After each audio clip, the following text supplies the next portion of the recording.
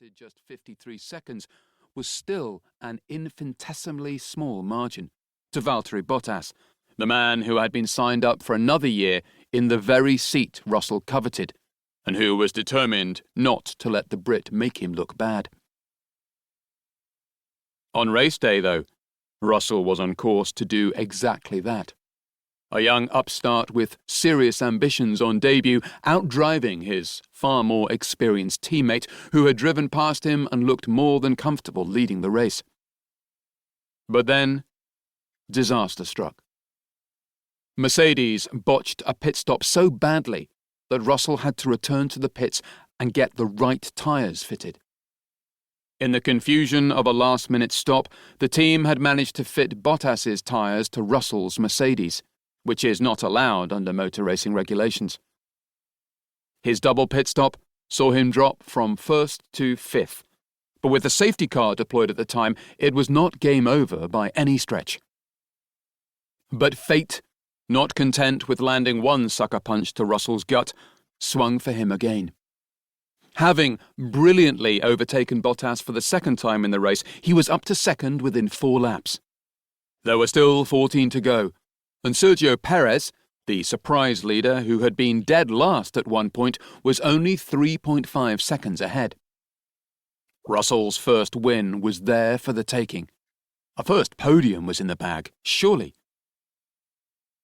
"Looks like a rear left puncture," Russell's engineer told him over the radio with 8 laps to go. He could scarcely believe it, but there he was again in the pits, and as Perez crossed for the win a few minutes later, Russell went over in 9th. He was mentally and physically exhausted, and had his balaclava not already been wet through with sweat, it would have been further dampened by his tears. Once he had parked up, he could barely walk back to the Mercedes garage. His legs were cramping and stiff, and he waved off fans hoping for a picture. But before he had even made it to the garage, he dumped himself on a dusty concrete step and put his head in a towel. Someone passed him his water bottle and, with a 1,000-yard stare that told you all you needed to know, he wiped his eyes and tried to rehydrate. A few Mercedes team members came up to him and provided consolatory pats on his shoulder, but no words were exchanged. In that moment, Russell did not know about the tears of happiness that were in his stars.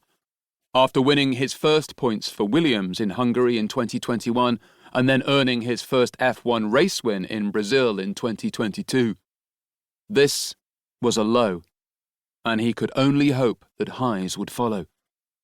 But he could not know for sure that they would. He could only believe.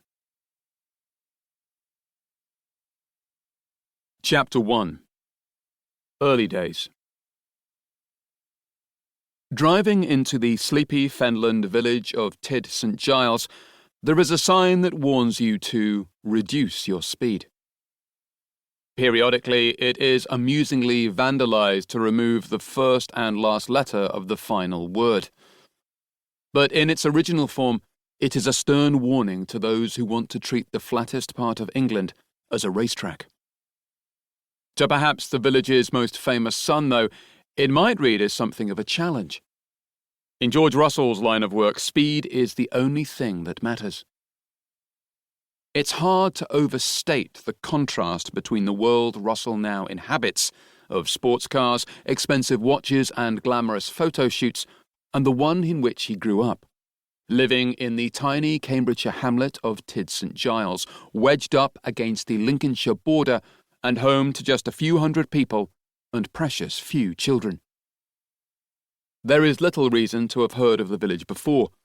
A man called Mike Ashton made headlines in the 1980s after his local bungalow was subject to a police raid over a tobacco smuggling operation. Residents still remember the Sunday People double-page investigation, the helicopters overhead, and HMRC tearing the bungalow apart searching for evidence. Ashton, who said he had never done anything wrong, was in hiding from gangs involved in a £20 million a year racket moving cheap tobacco.